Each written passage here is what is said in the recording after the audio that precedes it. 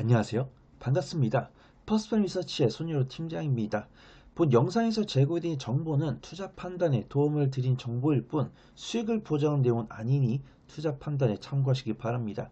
또한 이 정보를 제공해드림에 있어서 저는 유사투자 자문업자가 아니기 때문에 비용 지불은 1원도 발생하지 않음을 말씀드립니다.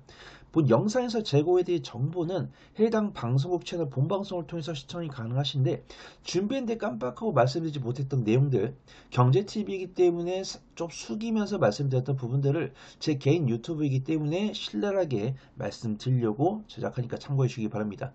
이번 영상은 한국투자증권에서 이제 반도체 파트인데 두 번째 파트 녹화를 해보려고 합니다. 그래서 지난 영상에서 엔비디아랑 마이크로를 다뤘는데 이번 영상에서는 삼성전자랑 SK하이닉스를 다뤄볼게요.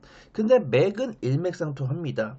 그래서 지금 반도체에 대한 업황이 100이라고 했을 때 저는 100이라고 말씀 안 드렸죠. 이 미국과 이란 간의 지정학적 리스크 때문에 반도체 업황에 대한 펀더멘털이 조금 훼손이 됐는데 그때 방송에서도 한 10 정도라고 말씀드렸어요. 그래서 이제는 우리가 예상했던 실적이 100이 나올 거다라고 예상했으면은 이런 유가가 상승했기 때문에 한 10 정도 깎일 수 있다. 근데 이런 미국과 이란 간의 지역적 리스크에도 불구하고 삼성전자나 SK하이닉스의 뭐 실적 추이나 투자에 대한 어떤 강도 이런 것들 전혀 감소한 것이 없기 때문에 반도체에 대한 투자 전략은 여전히 매수다 이렇게 좀 말씀을 드리고 있습니다. 그래서 삼성전자부터 좀 보도록 할게요. 삼성전자가 올해 110조 원을 투자를 하면서 사상 최대 R&D 비용을 투자한다라고 이야기했고 그러면서도 이제 뭐 SK하이닉스를 이기고 마이크론의 추격을 받지 않겠다 뭐 이런 이야기인 것 같아요.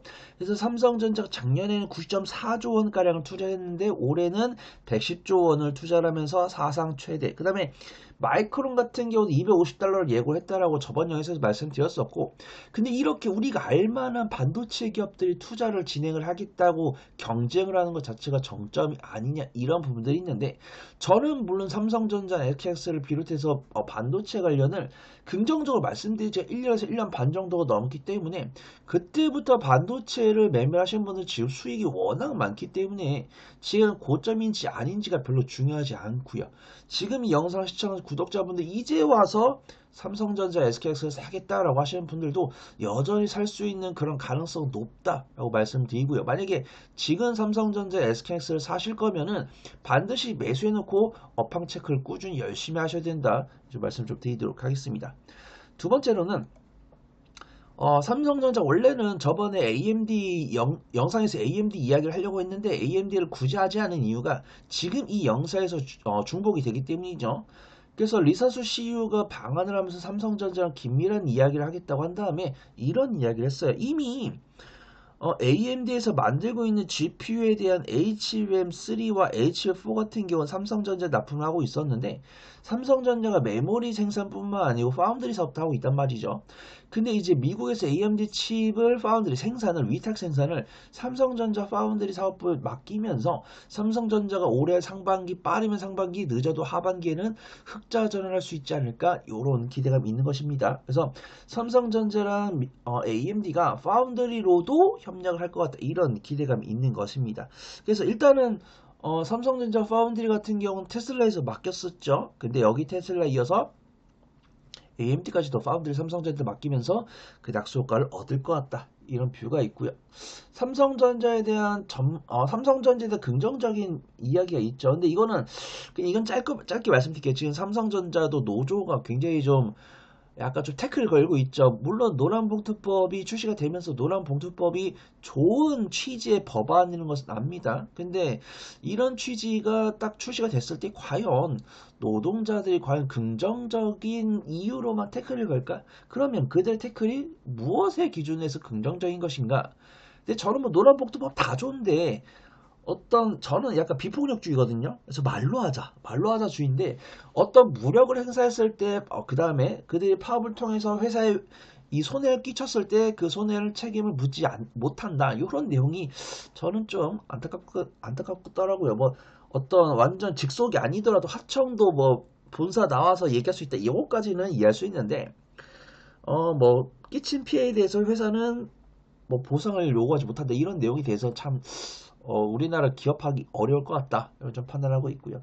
근데 이렇게 삼성전자 이렇게 탄탄대를 걸으려고 하고 있는데 노조분들이 이렇게 발목을 잡는 그런 모습들을 보여주고 있어가지고 과연 삼성전자의 추가 상승의 걸림돌은 과연 미국과 이란만의 지역적 리스크인가?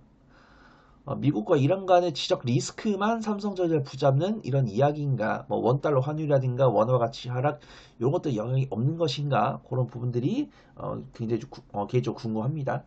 삼성전자에 대해 수급등을 볼게요. 일단 지난주에 삼성전자를 찍었지만 지난주 대비해서 이번 주는 삼성전자의 상황이 굉장히 괜찮다. 왜냐면 이제 트럼프 대통령이 이 미국과 이란 간의 지역적 리스크에서 1개월간의 휴전을 제안을 하면서 그런 뉴스가 나오고 나서야 외국인마저도 매수로 돌아섰습니다.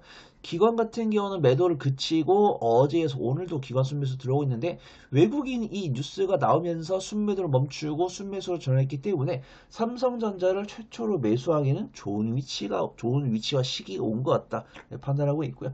분할 매수는 당연히 19만 5천 원부터 18만 원대까지 분할 매수해 보시면 좋을 것 같고 뭐 손절가라든가 추가 매수가라든가 1차 목표가라든가 반도체 업황에 대한 전망 이런 것들이 궁금하신 분들 저한테 문의 남겨주시면 제가 답변을 드리도록 하겠습니다. 두 번째로는 SKX 보도록 하겠습니다. 일단은 이번 GTC 2026에서 주목을 받은 것은 삼성전자지만 삼성전자가 엔비디아랑 좀 서먹서먹한 것이 아닌가? 근데 이번에 뭐 전상 CEO가 삼성 땡큐 이런 이야기이기 때문에 삼성전자랑 친해졌네? 이렇게 생각을 하면서 삼성전자에 대해서 관심을 많이 가지는 분들 계실 텐데 그 이전부터 이미 SKX는 엔비디아랑 TSMC랑 꽝보였기 때문에 SKX는 삼성전자한테 조금 가려졌지 못하는 기업은 아니다. 좀 판단해 볼게요. 그래서 최태원 회장이 GTC 2016에 가서 당연 재성 CEO랑 사진도 찍고 이야기도 나눴겠죠. 그 다음에 반도체에 대한 부족이 2030년까지 지속이 되면서 SKX의 ADR 증권 예탁증권이 미국에 상장한다. 이런 이야기 나오면서 저는 사실 주가 희석이 될 거다라고 보고 있지만 그 이상이 같이 할 거다라고 보고 있거든요. 물론 이제 상장하는 금액이 SKX의 전체 시가총액 2%가량 되기 때문에 그렇게 많이 희석되는 건 아니에요. 근데 희석이 안 되는 건 아닙니다. 그래서 저는 1%가 넘어가서 이게 만약에 ADR 상장되면은 2%니까 SKX의 2% 주가가 빠져나간다라고 봐도 돼요. 근데 뭐 최근에 보여줬던 SKX의 변동성을 봤을 때 2% 그렇게 큰 것이 아니다라고 판단하고 있거든요. 근데 이 ADR을 통해서 미국 투자가들이 빠르게 접근했을 때는 이 SKX가 이걸로 조달한 자금으로 더 원활한 증설이라든가 공장 운영이라든가 이런 것들 더 큰 시너지를 겪어낼 수 있기 때문에 SKS에 대한 보수적인 입장은 크지 않다. 보수 입장이 없는 것이 아니고 보수적인 입장이 있는데 그걸로 나올 수 있는 시너지가 훨씬 더 크다. 이거 좀 말씀드리도록 하겠습니다. 그다음 삼성전자 같은 경우도 이번 1분기의 실적 같은 경우 이제 뭐 영업이익 36조 정도. 그다음에 SKS 같은 경우는 30조 정도 기록을 할 거다라고 보이기 때문에 마이크론보다 상대적으로 저평가 매력도를 갖고 있기 때문에 삼성전자 SKS는 굉장히 긍정적인 뷰를 갖고 있다 이렇게 보고 있고요. 2030년 자율형 탭을 구축을 하겠다고 하면서 AI로 제적신을 이루겠다라는 이야기 했는데 요거는 제가 다음 영상에서 조금 더 자세하게 다뤄보도록 할게요. 제가 다음 영상에서 말씀드릴 내용이 굉장히 이거랑 밀접한 내용이기 때문에 요거는 다음 영상으로 넘겨보도록 하겠습니다. SKS 기술적 분석 좀 해보도록 할게요. SKS 같은 경우는 삼성전자랑 유사한데 삼성전자보다 금액이 조금 더 큽니다. 어제 기관 순매수 들어왔고 오늘도 기관 순매수 들어오고 있는데 외국인 순매수 들어오고 있죠. 근데 삼성전자보다 일간 변동성 일본 크기가 더 큽니다. 그쵸?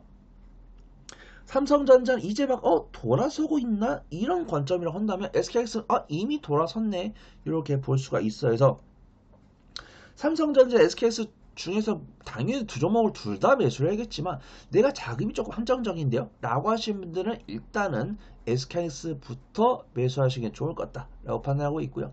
그 이유는 앞에서 말씀드렸죠. 일간 변동성도 크고 주가 수익비도 낮고 외국인과 기관의 매수 금액이 더 많이 들어오고 있기 때문에 매수를 해서 같은 기간 보였을 때는 SKS가 삼성전자보다 단기간에 더 빠른 수익을 가져갈 수 있을 것 같다 좀 보도록 하겠습니다. 일단 삼성전자 SK하이닉스에 대한 이야기 여기까지 하고 있고, 제가 이제 반도체 장비주 준비했거든요. 반도체 장비주 같은 경우는 다음 영상에서 말씀을 좀 드리도록 하겠습니다. 지금까지 제가 말씀드렸던 내용이 유익했다면 구독과 좋아요, 알림 설정 눌러주시고요. 부가적인 정보나 질의응답이 필요하신 분들은 영상 주석에 올라오는 오픈 카톡방 링크나 영상 말미 우측 카드에 나오는 QR코드를 통해서 오픈 채팅방에 문의 남겨주시면 성심성의껏 답변 드리도록 하겠습니다. 주석을 못 찾겠거나 폰이 하나밖에 없어서 QR코드를 못 찾겠다 라고 하신 분들은 카카오톡 오픈 채팅방에 손녀로 혹은 퍼플의 손팀장으로 검색해 주시면 제 얼굴이 달린 오픈 채팅방이 나옵니다. 거기로 오시면 되시고요. 또한 이 정보를 제공해 드림에 있어서 저는 유사투자 자문업자 아니기 때문에 비용 지불은 1원도 발생하지 않음을 말씀드립니다. 저는 더 좋은 투자 정보로 돌아올게요. 고맙습니다.